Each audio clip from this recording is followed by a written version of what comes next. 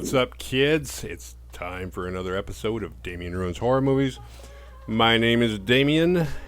Tonight's movie is Sorority House Massacre from 1990. A hidden gem. Directed by Jim Wynorski. And if you haven't already, take a moment to like and subscribe, leave a comment, drop a note. Let me know if you've seen this movie before. I know everybody's seen the original. Well, not everybody, but the original is pretty popular. This one doesn't really get a lot of, I don't hear anybody mentioning this one, but this one's good. And this episode is brought to you by Cool Dude Inc. So go ahead down in the notes below and click on the link and go check it out. Get yourself some shirts. Make yourself look good. So this is a movie, basically when me and my friends rented Slumber Party Massacre, this is the movie we wanted. Not because we'd heard of this and there was a mix-up, but it's because what happens in this is what horny teenagers who can't rent porn and there's no internet yet, this is what we want to see. Girls running around in their pajamas. Those are not pajamas. We'll get to that. But that's what I wanted to see. That's what we all wanted to see. Some senseless nudity. And this movie delivers. It opens with 5 hot girls getting a house that they're going to turn into. It's an old house that they're turning into a sorority house. And, well, one catch is that they're not going to have any power. They're not going to have any phone, and the movers aren't showing up till morning. So they can fix the place up a little bit, but that's just the beginning of their troubles. Because it turns out Janie, the kind of main girl, she didn't let the girls in on the fact that the reason why she got the house was so cheap. It's your classic Amityville situation. She got it so cheap because this is the old Hochstetter house where he murdered his family 5 years ago, and the house has been on the market ever since. And after she makes them all aware of that, a window mysteriously breaks for no real reason at all. They heard there was going to be a thunder and lightning storm later that evening, and on schedule at 8 o'clock, the thunder and lightning starts. And in another jump scare, we meet their creepy neighbor from across the street, Orville Ketchum. Orville tells them the story of what happened that night, because he was there. He was Hochstetter's neighbor, and he was too late, though, when it came down to it.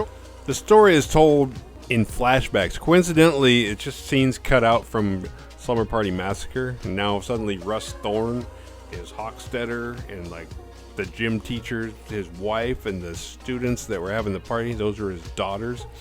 I kind of want to call bullshit on it. I kind of feel like Orville, we see him later in the movie watching horror movies. I think he just got done watching, he probably had a couple beers, he just got done watching Slumber Party Massacre.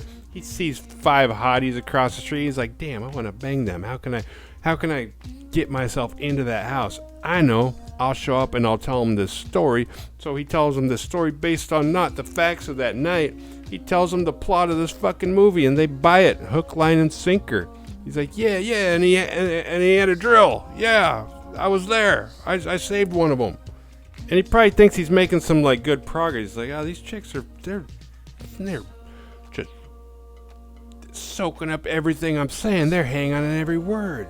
And he tells them like the real estate company pays him to keep an eye on the place, and that's why he's so creepy, because they must be paying him like $1 million an hour, because this guy is fucking keeping an eye on the place. He's always everywhere because, you know, he's looking out for people's safety. That's the only reason why he'd be doing that, right?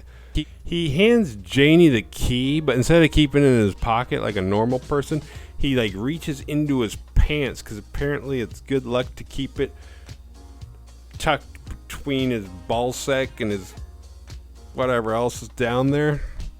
And he gives it to her, and without flinching and being disgusted, Janie's like, thanks. And then he leaves, and they're sitting around the table, and Janie's like, she kind of rubs it, and she's like, hey, it's still warm.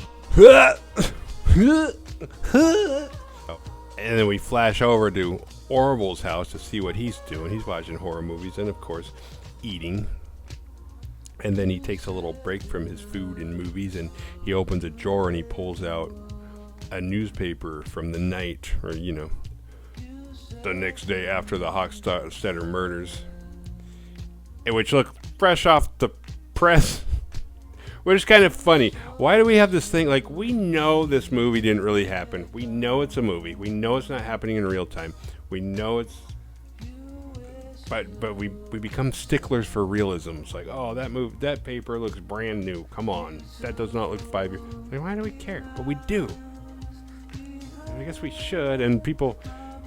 I don't know, when people make movies, they go out of their way to try and make everything look authentic and make it look as real as possible and suspend your belief for that 90 minutes. But it's funny because it's like, I know this isn't really happening. So it's like, oh, that teenager's like 25 years old. Yeah, no shit. That's also not his real name. And he didn't really do any of this stuff. He's an actor. So the girls go down to the basement. They find a doll with blood on it, and the blood looks like Chef Boyardee tomato sauce. But they also find a Ouija board, so they decide, hey, you know what? The power's out. The lightning storm.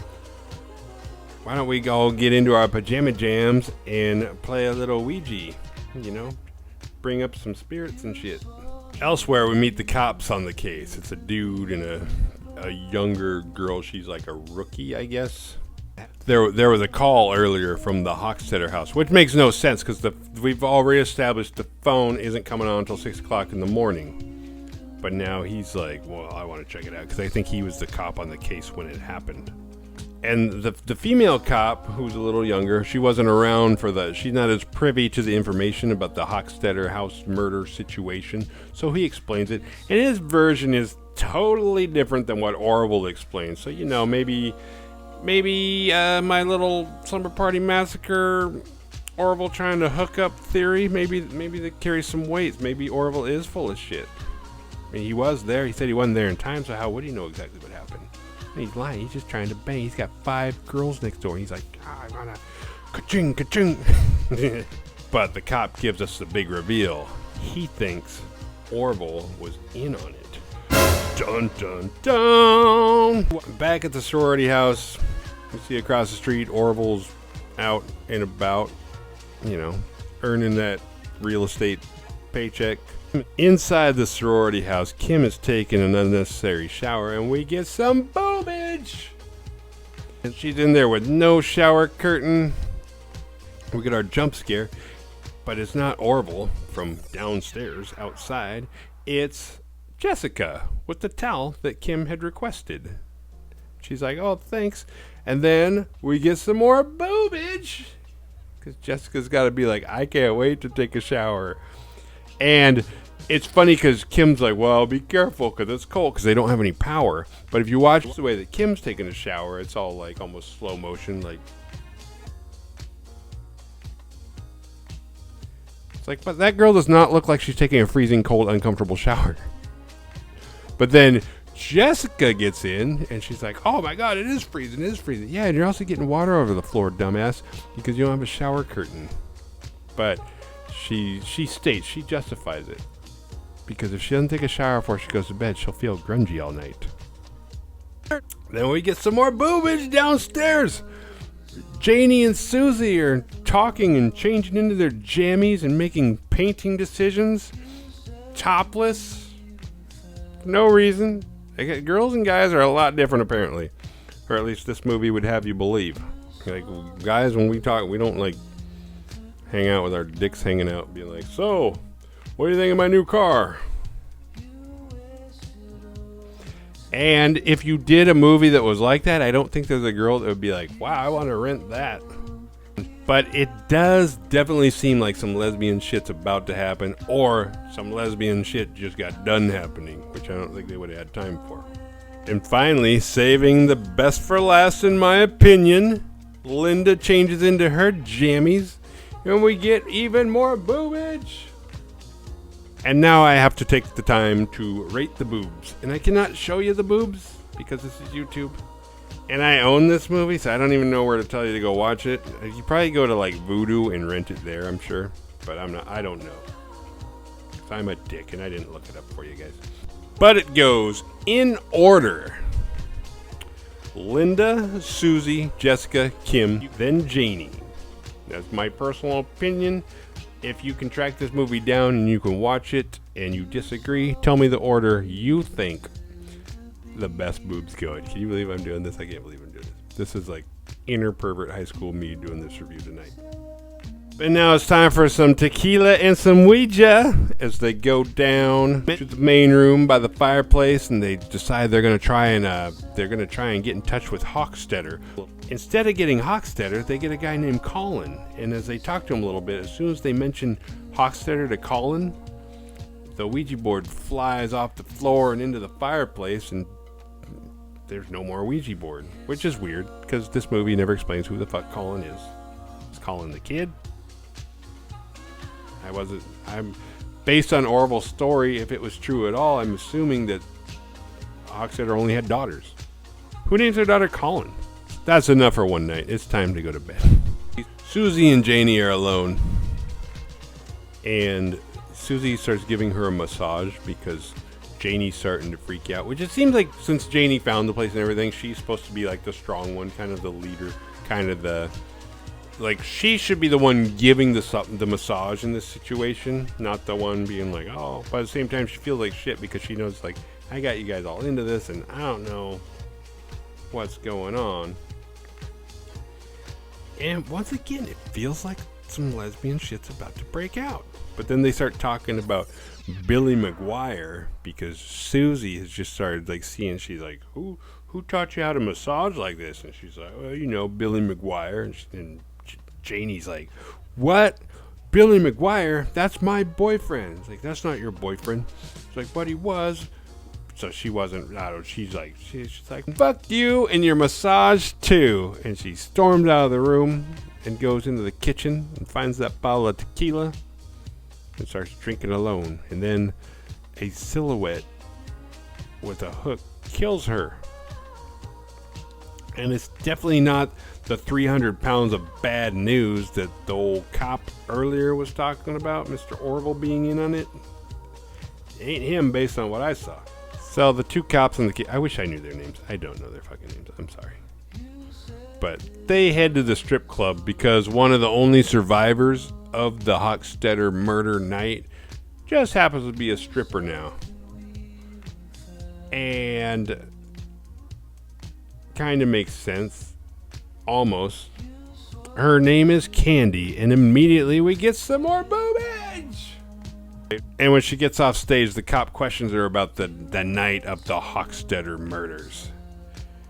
And Orville. Was Orville involved? But she's like, you know, I don't really remember Orville. I think we saw him that afternoon. We did not see him that night. But this doesn't make sense because Hochstetter killed his fucking family, right? Candy's not part of his family, and her sister survived too. Not part of the family. It would kind of make sense for, like, if your dad tried to kill you, that might make you become a stripper later. You know, those are some justifiable daddy issues.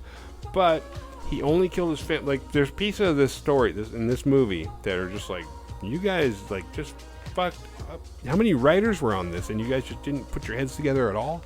Back at the sorority house, at some point, Susie starts looking for Janie because she's like, I should probably apologize. Maybe I was wrong. But she can't find her. So she goes to the others like, hey, me and Janie got in kind of a fight and I don't know where she is. Should we look for her? And there's 4 of them, so they split into groups of 2. Susie gets to the attic and she's like, I'm going to go up in the attic and see if she's up there. Which is like, why would you do that? I'm going to go alone because these girls love splitting up. So she's up there and she like hears noise and she's like, hey guys, come on guys. It's like typical slasher 80s movie lines, but in this case it's ridiculous because, like, you know where all your friends are. You know if they were up there, they'd be behind you.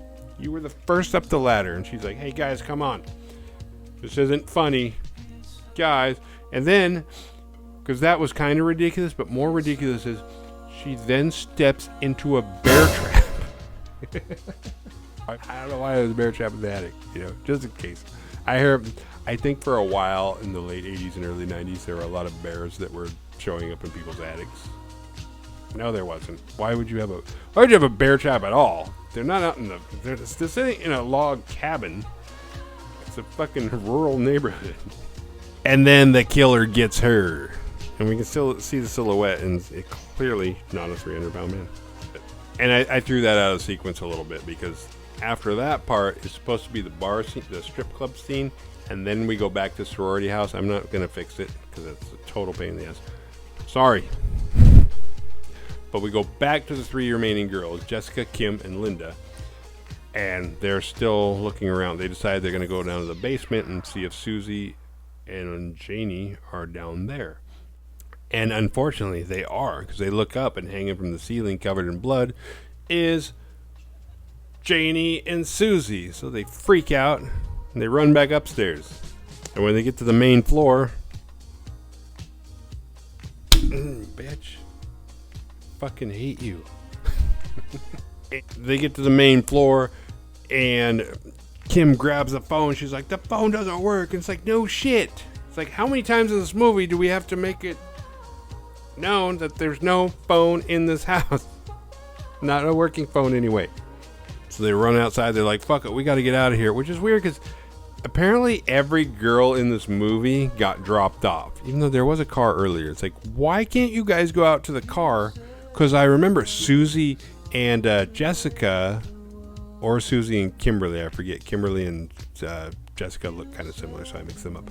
They walked out to a car earlier and got some stuff out of it. So they have a car there, but they won't leave.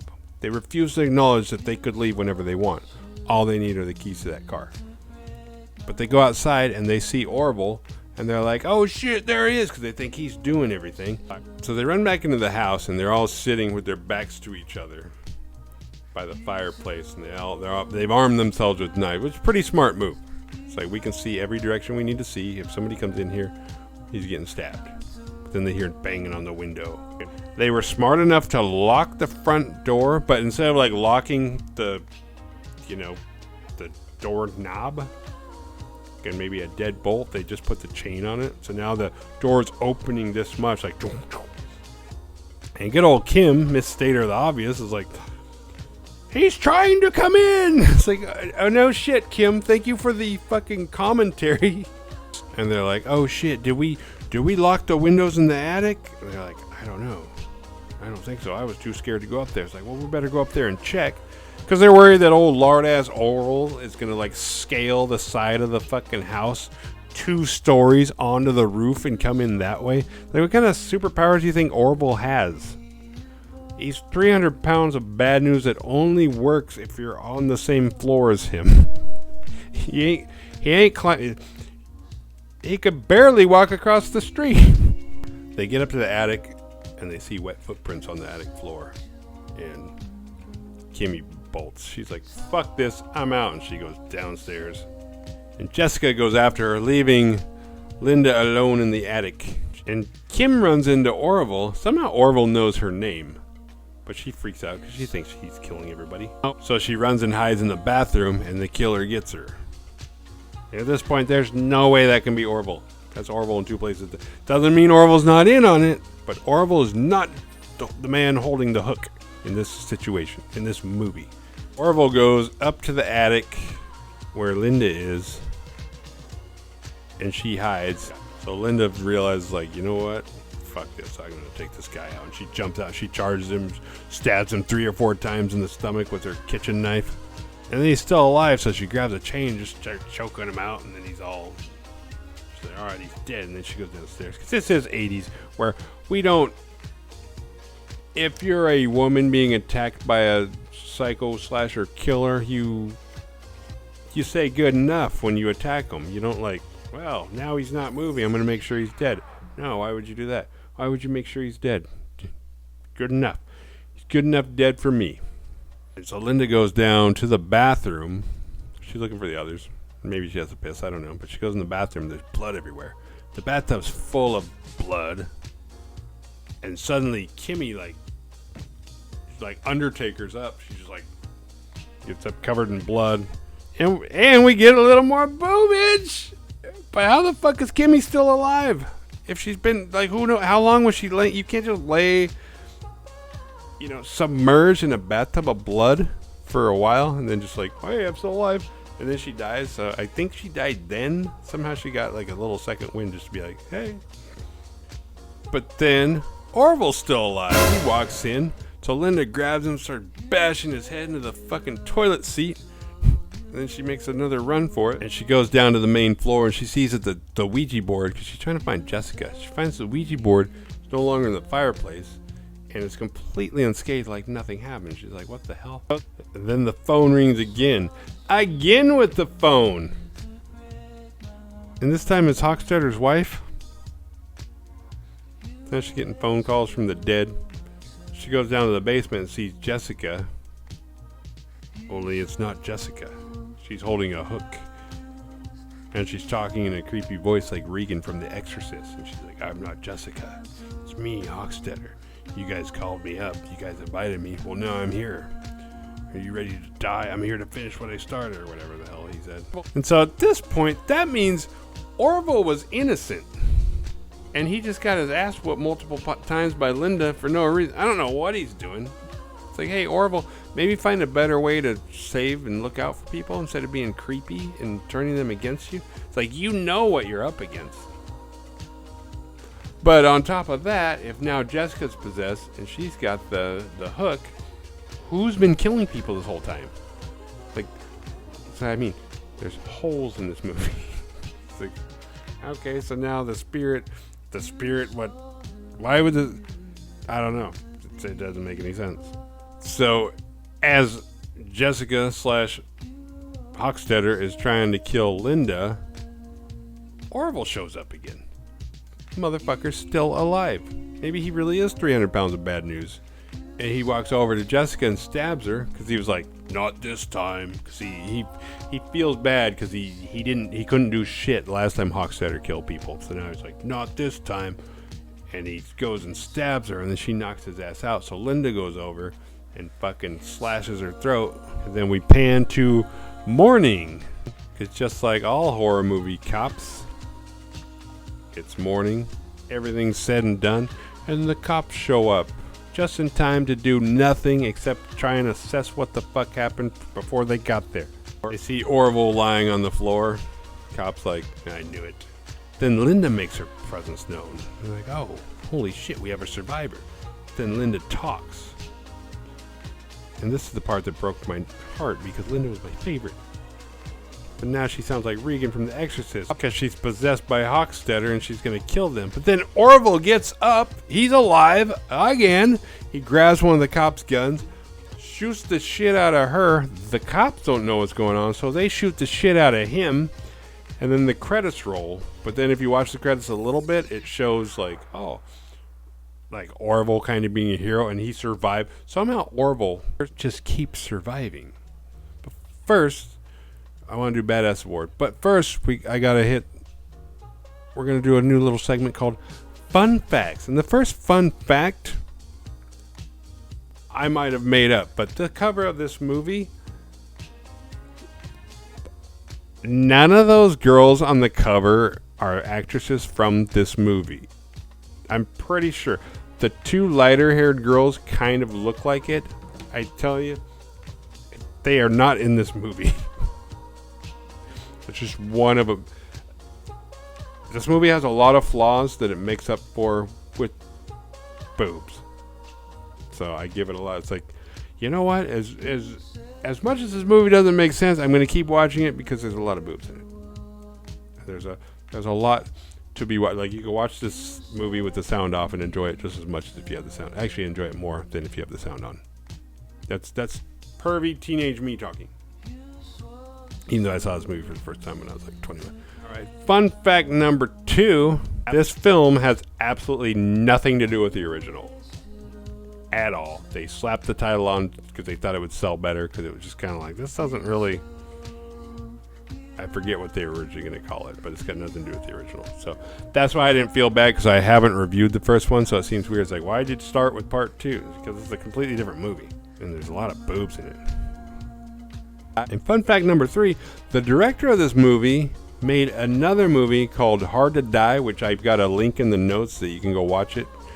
It's on YouTube. I have not watched it yet, but it's the same director. It's all the same actors and actresses. Came out the same year. I'm not sure if it's a horror movie or not. I'm sure it's terrible. But it has nothing to do with this movie. But on the YouTube clip that I did find, it says Hard to Die. And in parentheses, it's like Sorority House Massacre 3, which is impossible because all the characters that are in it died in the second one, so it can't be. All right, the badass award goes to, surprisingly, Orville Ketchum. Because Orville Ketchum, granted, he was a fucking idiot and didn't know how to like express himself and let people know what he was doing, and he was the harbinger and the red herring at the same time the whole movie. But his heart was in the right place, and he kept trying to save the girls, and he ultimately did. It was just such a dumb way he went about it, but he still gets a badass award for surviving. He's the only survivor. And if anybody should be dead in this movie, it's that motherfucker, because he took Linda I wanted to give Linda, and I'm biased because I love Linda, but she beat the fuck out of him and stabbed the shit out of him several times, and he just kept coming back. It was annoying until you find out he's a good guy. Very unrealistic. What did we learn? Survival tale. If you get a deal on a house that seems too good to be true, it's probably because it is too good to be true. If you're worried about your neighbors, it's okay to check on them, but just don't be all creepy and shit. And lastly but not leastly, probably the most important one, watch out for bear traps. That shit hurts. That's it for this week's kids. I will see you next time.